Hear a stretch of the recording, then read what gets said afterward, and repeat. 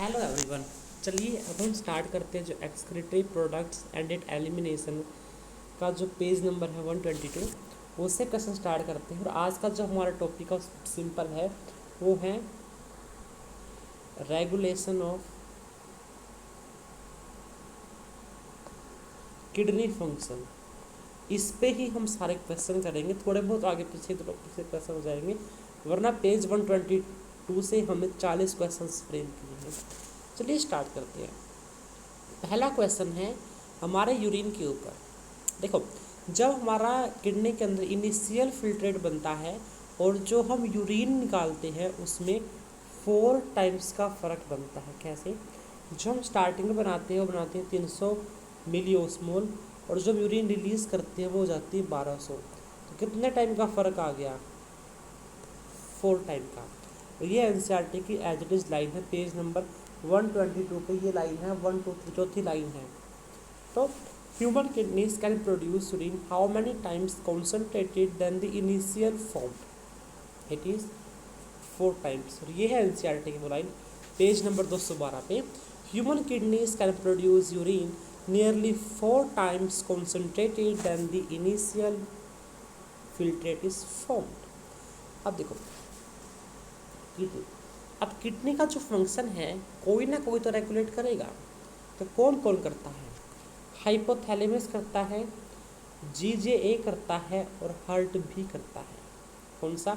Hypothalamus की hormone, glomerular apparatus और heart. Heart release करता है एएनएफ। आगे हम पढ़ेंगे। तो ये एनसीईआरटी लाइन है 212 पेज पे। The functioning of the kidneys is efficiently monitored and regulated by hormonal feedback mechanisms involving the hypothalamus, GGA, juxtaglomerular apparatus, and to a certain extent the heart। Next line पे question है, osmoreceptors in the bodies are activated by changes in. देखो, ये regulate कैसे करते हैं? जब हमारी body के अंदर बॉडी फ्लूइड का वॉल्यूम चेंज हो जाए, आयनिक कॉन्सेंट्रेशन चेंज हो जाए, ब्लड वॉल्यूम चेंज हो जाए। हमारी बॉडी में अलग अलग जगह पे ऑस्मो रिसेप्टर्स होते हैं जो ये पता लगाते हैं कि हमारी बॉडी में ब्लड में क्या चेंज आया। कौन कौन सा चेंज? बॉडी फ्लूइड का, वॉल्यूम का और आयनिक कॉन्सेंट्रेशन का। क्या ये कम हुआ है या फिर ज़्यादा हुआ? अगर कम हो गया तो हमें इंक्रीज करवाना है, अगर बढ़ गया तो हमें डिक्रीज करवाना है। तो ऑल ऑफ दी अबव। ये एनसीईआरटी बोलती है osmoreceptors in the body are activated by changes in blood volume, blood fluid volume and ionic concentration. Question 4 है, अगर हमारी बॉडी से क्या हुआ? पहला हम रेगुलेशन पढ़ते हैं जो होता है हाइपोथैलेमस से। हाइपोथैलेमस का एक हार्मोन होता है ADH, जो बनता तो हाइपोथैलेमस में है लेकिन स्टोर होता है पोस्टीरियर राइट पिट्यूटरी में, जिसको हम न्यूरोहाइपोफाइसिस भी कहते हैं। अब इसका काम क्या है? आपको मैं काम समझाता हूँ इसका काम क्या है। देखो, जब भी हमारी बॉडी का ब्लड का जो वॉल्यूम है वो डिक्रीज़ हो गया, क्या हो गया? ब्लड का वॉल्यूम डिक्रीज़ हो गया। अगर वॉल्यूम डिक्रीज़ हो गया तो क्या होगा? ब्लड का जो प्रेशर है बीपी वो भी डिक्रीज़ हो गया। बीपी कम हो गया, ब्लड वॉल्यूम कम हो गया। तो अब इस टेस्ट पे क्या होगा? कैसे कम हो गया? जब बॉडी से पानी ज़्यादा बाहर निकल जाएगा। अब इस कंडीशन में क्या होता है? हम हाइपोथैलेमस को कमांड भेजते हैं कि आपने ADH रिलीज करना है। क्या होता है? Release of ADH। इसको बोलते हैं एंटी डायूरेटिक हार्मोन। ये क्या करता है? ये DCT के ऊपर एक्ट करके पानी का एब्जॉर्प्शन बढ़ाता है कि पानी ब्लड वेसल्स में दोबारा एब्जॉर्ब हो जाएगा तो पानी बाहर ज़्यादा नहीं निकलेगा। और दूसरा एक और काम है, बीपी भी तो घटा है। अगर बीपी घटा है तो ये ब्लड वेसल्स को बीच देता है, इतनी ब्लड वेसल्स है, इसको बीच इतनी से रह गई, अब जगह कम है, ब्लड से यहाँ से निकलेगा तो प्रेशर बीपी बढ़ जाएगा। तो ये वैसोप्रेसिन का भी काम करता है और ये जो है एंटी डायरेटिक हार्मोन का भी काम करता है, जो न्यूरो हाइपोफाइसिस से बाहर निकलती है। और वही एनसीईआरटी बोल रही है, excessive loss of blood fluid from the body can activate this receptors which stimulate the hypothalamus to release anti diuretic hormone. Diuretic का मतलब क्या, डायूरेसिस क्या, पानी का बाहर निकलना, एंटी से अपोजिट, पानी का बाहर निकलना रोक देगा, एंटी डायूरेटिक हार्मोन। और इसी को हम वैसोप्रेसिन बोलते हैं। वैसोप्रेसिन क्यों बोला, क्योंकि ये प्रेस कर देगा ब्लड वेसल्स को, और ये रिलीज होती है पोस्टीरियर पिट्यूटरी यानी कि न्यूरो हाइपोफाइसिस से, लेकिन जो ये बनती है वो बनता है हाइपोथैलेमस में। अब आता है assertion and reason. Anti diuretic hormone prevents diuresis by facilitating reabsorption of the water. Water का रीएब्जॉर्प्शन करवा के ये जो है डायूरेसिस को प्रिवेंट करती है। डायूरेसिस क्या, पानी का एक्सेस लॉस। ये बात ठीक है, बिल्कुल ठीक है। इसका रीजन बोल रखा है, ADH facilitate water reabsorption from the latter part of renal tubule. जो रीनल ट्यूब्यूल के लास्ट वाले पार्ट है वहाँ से ये इसको एब्जॉर्ब करवाती है, बात ठीक है। ADH prevent diuresis by facilitating by because it reabsorb water from the latter part of the renal tube, बात ठीक है, ऑप्शन ए जो वो करेक्ट है। ये एनसीईआरटी की लाइन है, ADH facilitate water reabsorption from latter part of the tubule thereby prevent diuresis। Question 6 देखो, स्टेटमेंट बेस्ड है, an increase in blood volume can switch off osmoreceptors. क्या, जब वॉल्यूम कम हुआ था तो ऑस्मोरिसेप्टर्स एक्टिवेट हो गए थे। कब, जब वॉल्यूम घटा था, बीपी घटा था, उसने जाके हाइपोथैलेमस को कमांड दे दी थी कि आप एडीएच को रिलीज कर दो। अब क्या हुआ, अब ये हुआ कि दोबारा से जो ब्लड वॉल्यूम है वो इंक्रीज हो गया। अब इंक्रीज हो गया तो क्या होगा, वो जो ऑस्मो रिसेप्टर्स थे वो स्विच ऑफ हो जाएंगे, बात ठीक है। सप्रेशन ऑफ एडीएच, अब एडीएच को हम सप्रेस कर देंगे, ज़्यादा रिलीज नहीं होना, ब्लड वॉल्यूम अपनी सीमा तक आ चुका है। Completes the feedback mechanism to regulate body volume. अब यहाँ से जो है कंप्लीट फीडबैक मैकेनिज्म हो गया। दोबारा आपको समझाता हूँ मैं एक बार, पूरी प्रोसेस क्या हो गई। ब्लड वॉल्यूम घट गया, एडीएच रिलीज हुआ, इन्हें क्या किया, इसने पानी को रीएब्जॉर्ब करवा दिया। पानी रीएब्जॉर्ब हुआ, ब्लड वॉल्यूम बढ़ा, जैसे ही ब्लड वॉल्यूम बढ़ा तो एडीएच को नेगेटिव फीडबैक दिया और एडीएच कम कर दिया। ये है पूरा मैकेनिज्म। तो दोनों के दोनों ही हमारे स्टेटमेंट जो है वो करेक्ट, ऑप्शन नंबर ए जो है वो करेक्ट हो गया। नेक्स्ट फिर एडजर्सन एंड रीजन है, ADH release can lead to increase in GFR. जब ब्लड वॉल्यूम बढ़ता है, बीपी भी बढ़ता है और जो जीएफआर है वो भी बढ़ता, सब बढ़ते हैं, और जब घटते हैं तो सब घटते हैं। अगर हमने पानी को एब्जॉर्ब किया है, ब्लड वॉल्यूम बढ़ा है, तो जीएफआर भी क्या होगा, जीएफआर भी हमारी बढ़ेगी। तो स्टेटमेंट 1 जो है वो बिल्कुल करेक्ट है। ADH exert constrictly effect on blood vessels, increasing blood pressure and GFR, glomerular blood flow।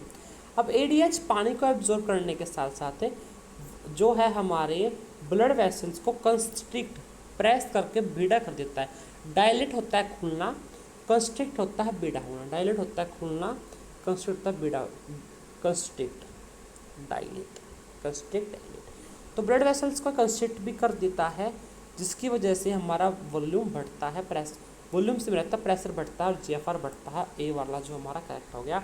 तो एनसीईआरटी क्या बोलती है, ADH can also affect the kidney function by constrictory effect on blood vessels and increase in blood pressure can increase the glomerular blood flow and thereby the GFR. 8th question क्या बोलता है, जो हमने जेजी sales पढ़े थे ये next आ गया। पहला हो गया एडीएच फीडबैक खत्म। अब जो नेक्स्ट है वो है एंजियोटेंसिन रास मैकेनिज्म, रेनिन एंजियोटेंसिन रास मैकेनिज्म। अब इसमें क्या होता है, जो किडनी के पास JGA जक्स्टा ग्लोमेरुलर सेल्स थे, अगर हमारा ब्लड वॉल्यूम दोबारा से कम हुआ तो ये एक्टिवेट होते हैं। तो एक्टिवेट होने के बाद ये रिलीज़ कर देते हैं रेनिन। इस क्वेश्चन में सिर्फ यहाँ तक है, आगे साफ समझ करता रहूँगा। जैसे ही ब्लड वॉल्यूम कम हुआ, बीपी कम हुआ, तो हमने कमांड भेजी जक्स्टा ग्लोमेरुलर अपैरेटस जेजी सेल्स के पास। उन्होंने रिलीज़ किया रेनिन। क्या रिलीज़ किया? रेनिन। तो ये कब होता है? जब हमारा ब्लड वॉल्यूम कम होता है। तो वही इन्होंने लिख रखा है, JG cells are activated to release renin by fall in GF, blood flow कम हो गया, ब्लड प्रेशर कम हो गया, जीएफआर कम हो गया, तो एनी ऑफ दिस, ये तीनों कंडीशन एक साथ होगी तो इनमें से कोई सी एक भी जाएगी तो वो वहाँ पर कमांड दे देगा। तो ये लिखा हुआ है, a fall in glomerular blood flow, glomerular blood pressure and GFR can activate the JG cells to release the renin। अब रेनिन रिलीज हो गया। अब ये रेनिन रिलीज होने के बाद एक हमारा एंजाइम होता है एंजियोटेंसिनोजन। क्या होता है? एंजियोटेंसिनोजन। इसको जो रेनिन है वो एंजियोटेंसिन 1 में कन्वर्ट कर देगा, फिर आगे फर्दर 2 में कन्वर्ट होगा और फिर एल्डोस्टेरोन हार्मोन रिलीज होगा। एंजाइटिक लाइन है, activate the JG cells to release renin which convert angiotensinogen in blood to angiotensin 1 and further to angiotensin 2। Angiotensin 1 से फिर एंजियोटेंसिन 2 में कन्वर्ट हो जाएगा। अब आता ट्रू फॉल्स। एंजियोटेंसिन 2, अब क्या आ गया? Angiotensin 2 is a powerful vasodilator and decrease the BP. अब एक बात समझो, ये कब रिलीज हुआ है? जब बीपी कम हुआ है, ब्लड वॉल्यूम कम हुआ है। तो ये क्या, इनको बढ़ाएगा, बीपी को बढ़ाएगा। अगर उसको बीपी को बढ़ाना है तो उसको कंस्ट्रिक्ट करना है, डायलेट नहीं करना। तो एंजियोटेंसिन 2 जब powerful vasoconstrictor and increase blood pressure. False है, एनसीईआरटी लाइन है, angiotensin 2 being a powerful vasoconstrictor thereby increase the glomerular blood pressure and by GFR। अब आता मल्टीपल चॉइस क्वेश्चन। अब एंजियोटेंसिन 2 क्या करता है? एंजियोटेंसिन 2 तक समझ में आ गया। अभी जो एंजियोटेंसिन 2 है वो एक्टिवेट करता है एड्रीनल कॉर्टेक्स को। इसको एड्रीनल कॉर्टेक्स को, कि जो ये है कि एल्डोस्टेरोन नाम का हार्मोन रिलीज कर दे। इसका काम क्या होगा आगे क्वेश्चन में हम पढ़ेंगे। तो कौन सा हार्मोन? एड्रीनल कॉर्टेक्स से एल्डोस्टेरोन। अब स्टार्टिंग से पढ़ो। हमारा ब्लड वॉल्यूम कम हुआ, ब्लड वॉल्यूम कम हुआ तो ब्लड प्रेशर कम हुआ। उसने जो है कमांड दी जेजी सेल्स को, अभी जेजी अपैरेटस, उसने रिलीज किया रेनिन। रेनिन ने क्या किया? जो ब्लड के अंदर एंजियोटेंसिनोजन था उसको एंजियोटेंसिन 1 में कन्वर्ट कर दिया। आगे जाके जो एंजियोटेंसिन 1 है वो एंजियोटेंसिन 2 में फर्दर कन्वर्ट हो गया। एंजियोटेंसिनोजन 2 क्या है? एक वैसो कंस्ट्रिक्टर है। ये ब्लड वेसल्स को बीच देता है ताकि ब्लड प्रेशर जो है वो इंक्रीज हो जाए। अब एंजियोटेंसिन 2 ने क्या किया? एड्रीनल कॉर्टेक्स पे जाकर कमांड दी कि तुम एल्डोस्टेरोन को रिलीज करो। तो एल्डोस्टेरोन क्या करता है? एल्डोस्टेरोन क्या करेगा? सोडियम और डीसीटी के पास जाएगा, डिस्टल पार्ट के पास, डीसीटी के पास जाएगा एल्डोस्टेरोन। किसके पास? डीसीटी के पास।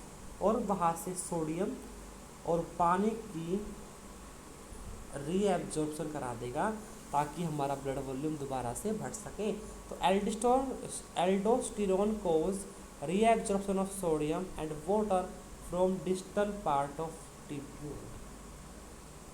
अब यहाँ तक हमारा दूसरा मेथड भी खत्म हो गया। इसको हम बोलते हैं रास मैकेनिज्म। रास मैकेनिज्म का फुल फॉर्म क्या है? क्या बोलते हैं? Renin angiotensinogen mechanism. इसको ही हम बोल देते हैं रास मैकेनिज्म। अब आता है एएनएफ। ये एक ऐसा सिस्टम है, अगर ब्लड वॉल्यूम बढ़ गया, बीपी बढ़ गया, जीएफआर बढ़ गया। ये कब होगा? ये सब से होने से क्या हो जाएगा, जो हमारा एट्रिया है जहाँ पर ऑक्सीजनेटेड ब्लड जाता है वहाँ पर ब्लड का फ्लो बढ़ जाएगा। तो यहाँ पर अगर ये सब हो गया, ब्लड वॉल्यूम इंक्रीज हो गया, बीपी इंक्रीज हो गया, जीएफआर बढ़ गया, जिसकी वजह से एट्रिया के अंदर ब्लड ज़्यादा चला गया, तो ये जो है एएनएफ, एंटी नाइट्रिक फैक्टर, क्या बोलते हैं इसको, एट्रियल, नाम से पता है, एट्रियल नाइट्रियूरेटिक फैक्टर एट्रिया से रिलीज होगा जब एट्रिया के अंदर जो ब्लड है वो ज़्यादा हो जाएगा। ये थर्ड मैकेनिज्म होता है। तो इसका आगे increase in blood volume flow to atria, an increase in blood flow to atria of the heart can cause release of ANF। हम statement based, what is the main physiological effect of ANF on blood vessels and the BP। अब आप खुद देखो ANF कब release हुआ है, जब blood volume increase हो गया तो हमने क्या किया, हमने ANF को रिलीज कर दिया। तो ये क्या करेगा, ब्लड वॉल्यूम कम करेगा, बीपी कम करेगा, फिर लोग बोल तो बीपी बढ़ गया। तो ये क्या करेगा, ये ब्लड वॉल्यूम को घटाएगा, बीपी को घटाएगा। उसके लिए क्या करेगा, ये ब्लड वेसल्स को चौड़ी कर देगा। इसका काम क्या है, इसका काम है vasodilation and decrease in BP. भी आ गया इसका आंसर। एनसीईआरटी के 212 पेज पे क्या लिखा हुआ है, ANF can cause vasodilation of blood vessels thereby decrease the blood pressure. अब आता है एजर्सन रीजन। अब देखो यहाँ पे लिखता हूँ। अब इसने क्या किया, इसने जो रास का था उल्टा काम किया। रास ने कब काम किया था, रास काम करता है जब ब्लड वॉल्यूम घटता है, ANF काम करता है जब ब्लड वॉल्यूम बढ़ता है। तो क्या हम ये नहीं बोल सकते ये दोनों एक दूसरे के उल्टे हैं। ANF जब रिलीज होता है जब रास ज़्यादा काम कर देता, तो वही पहला एजर्सन है। ANF mechanism acts on as a check on the RAAS mechanism. कैसे, ANF ने किया वैसोडाइलेशन जिसकी वजह से ब्लड प्रेशर कम हो गया, और जो काम था एंजियोटेंसिन 2 का उससे उल्टे ने काम कर दिया। एंजियोटेंसिन 2 का काम क्या था, vaso constrictor, increase the BP, इसने उससे उल्टा काम कर दिया। बात ये बिल्कुल ठीक है, ये एनसीईआरटी बोलती है। ANF mechanism act as a check, मतलब उसके एंटागोनिस्ट, उसका काम पर नज़र रखता है एज द रास मैकेनिज्म। अब वॉलंटरी सिग्नल फॉर मिक्सचुरेशन, यहाँ तक हमारा रेगुलेशन खत्म हो गया।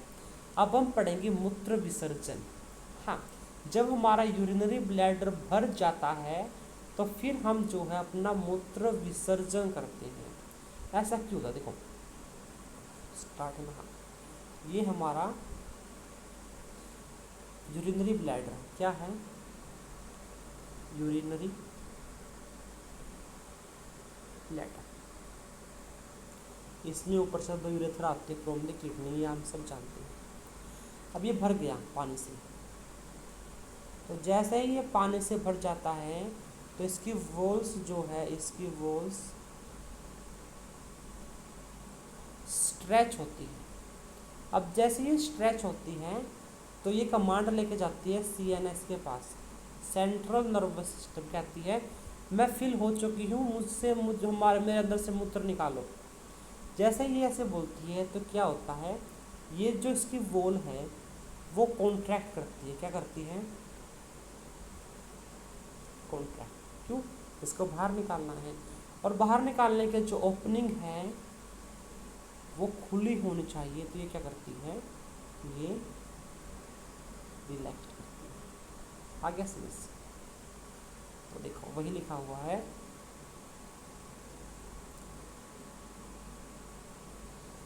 जब स्ट्रेचिंग होती है, जब यूरिन से भर जाता है, signal initiated by the stretching of urinary bladder as it gets filled with the urine.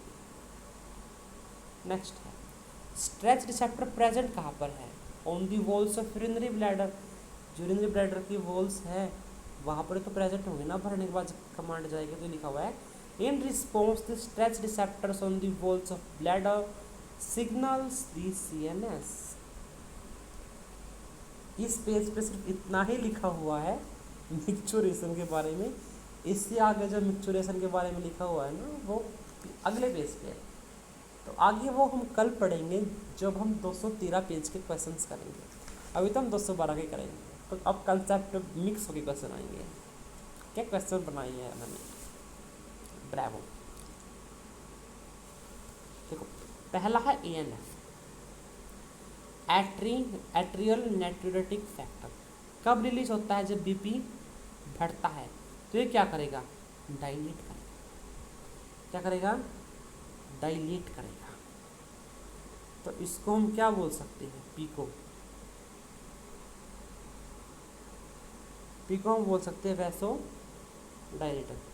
P का 2, इसमें नहीं है, इसमें नहीं है, इसमें नहीं, इसमें नहीं। एंजियोटेंसिन 2 कब रिलीज होता है? जब BP घटता है। तो वैसा कंस्ट्रिक्ट करता है, तो इसका आ गया 1, Q का आ गया 1, sold. ADH anti diuretic hormone, जो डायलिसिस का उल्टा काम करता है, कि डायलिसिस से हमें बचाता है। ये एनसीईआरटी गाइड आपने पढ़ ली, सारे जो क्वेश्चन हमने ऊपर पढ़ ली ना वो उसके मिक्सर आती है। अब देखो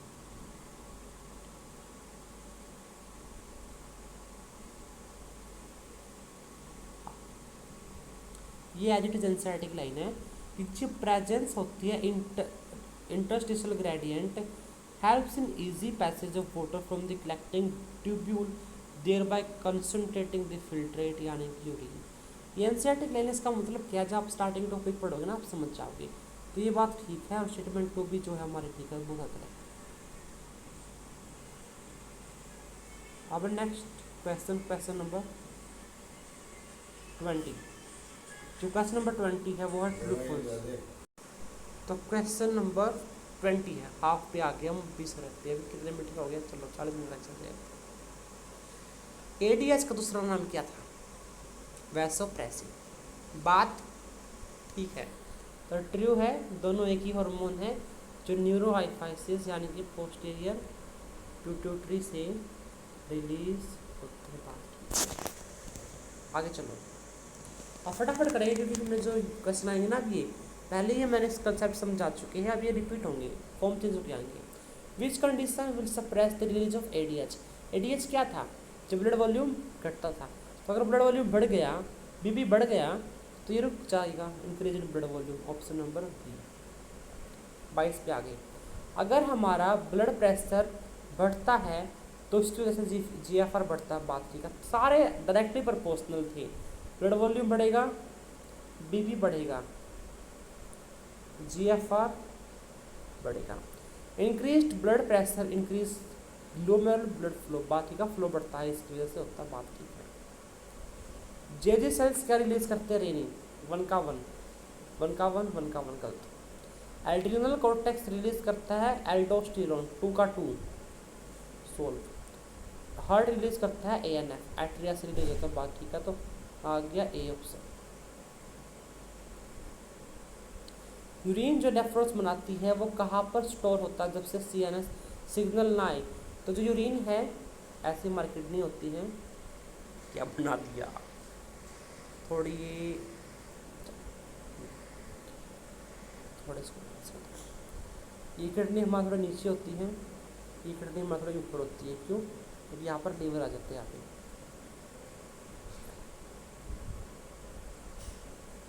ये दोनों किडनी है, यूरेटर है, जो भी यहाँ पर दोनों यूरिन बनेगी यूरेटर लेके आएंगे और जो यूरिनरी ब्लैडर है यहाँ पर आके स्टोर कर देंगे।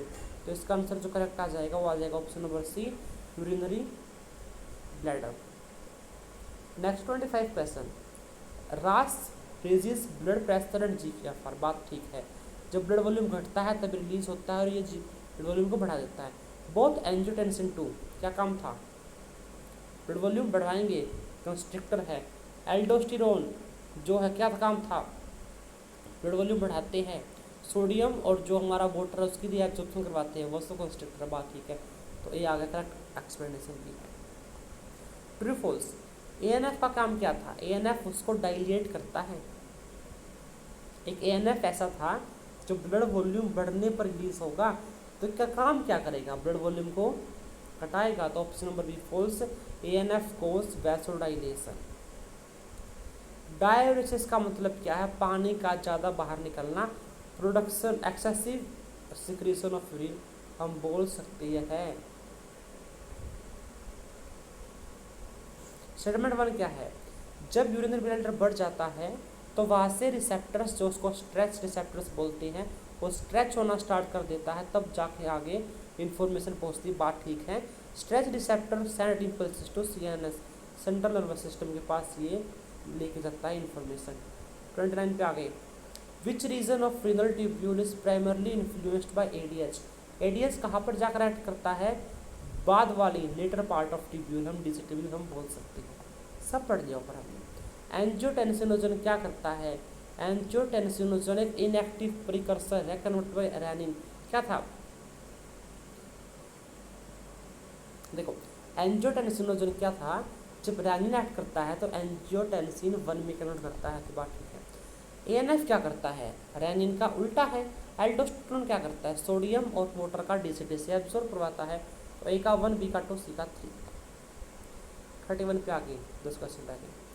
The hypothalamus synthesize ADH which is store and released from neurohypophysis, बात बिल्कुल ठीक है। और इसको हम बोलते हैं posterior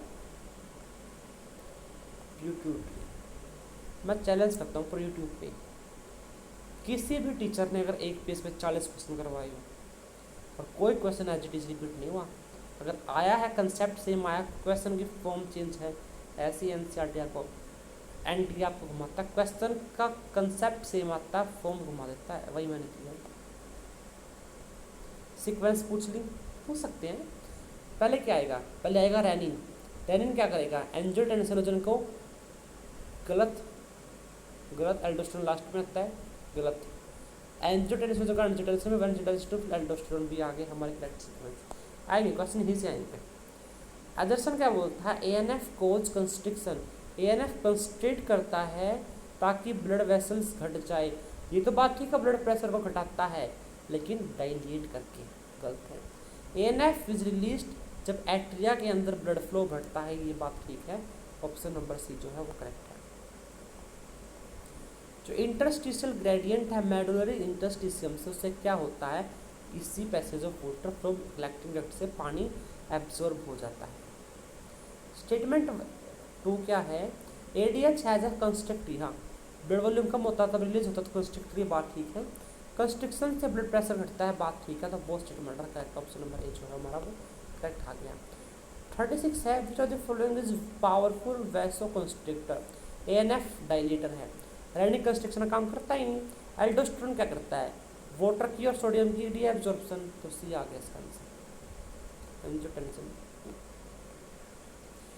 rise in GFR, GFR अगर घट जाता है तो रेनिन रिलीज होता है, बात बिल्कुल ठीक है। राइज नहीं, फॉल, जब ब्लड वॉल्यूम घटता है, बीपी घटता है, जीएफआर घटता है, तब ये रिलीज होता है, राइज में नहीं होता। ऑप्शन नंबर बी आएगा हमारा करेक्ट।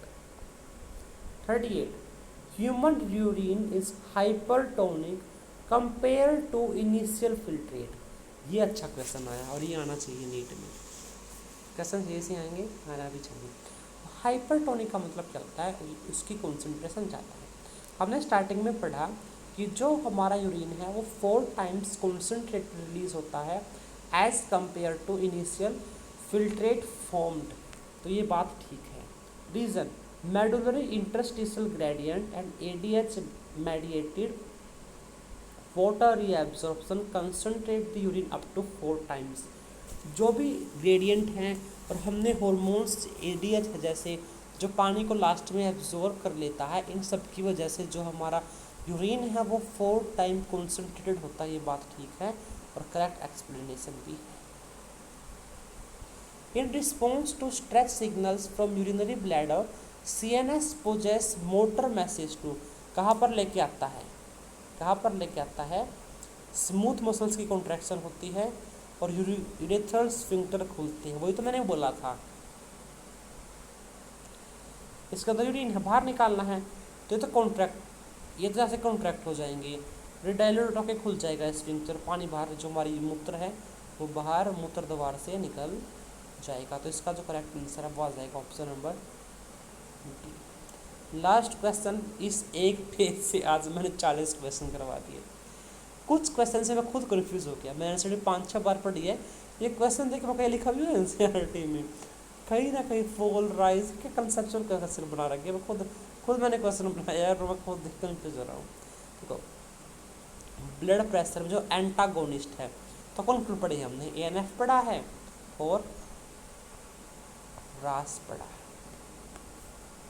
ऑप्शन है। बस मैं लास्ट में ना एक बात कहना चाहता हूँ आपको, रोज आपको आध घंटा 40 मिनट का लेक्चर मिलेगा 11th क्लास का, हर चैप्टर करेंगे हम, बॉटनी जूलॉजी पेपर तो कर लेंगे, और इतना ही 40 मिनट का मिलेगा जूलॉजी का।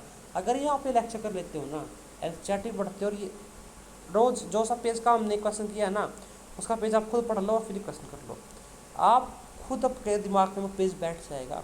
तो आप क्वेश्चन पढ़ोगे ना, आपके दिमाग में खुद जाएगा क्वेश्चन एक शायद एनसीईआरटी में लिखा दिया नहीं होगा, एक एक लाइन से घोट घोट की कंसेप्ट यूज़ कर करके, मल्टी कंसेप्ट यूज़ करके एक पेज से में 40 क्वेश्चन बनाए दिए। नेक्स्ट पेज जो है वहाँ पर जो क्या है, मिक्सचुरेशन है, रोल ऑफ अदर ऑर्गन्स है 213 पेज पे, और जो डिसऑर्डर्स है। इससे आगे वाला जितना टॉपिक है, कौन सा टॉपिक है, मिक्सचुरेशन में क्वेश्चन आएंगे, अदर्स ऑर्गन का एक्सप्रेशन में क्वेश्चन आएंगे, डिसऑर्डर्स आएंगे, 3 टॉपिक है, आपको ऐसे 80 क्वेश्चन देखने को मिलेंगे। हाँ, वन शॉट में 80 क्वेश्चन, 1 घंटे का लेक्चर, 1 घंटे का मैराथन होगा नॉन स्टॉप। आ जाएगा, बाय बाय। और जिसने लेक्चर ना देखा उसके लिए middle finger, you all are the reasons that God develop the middle finger, I will put this to your, पढ़ लो।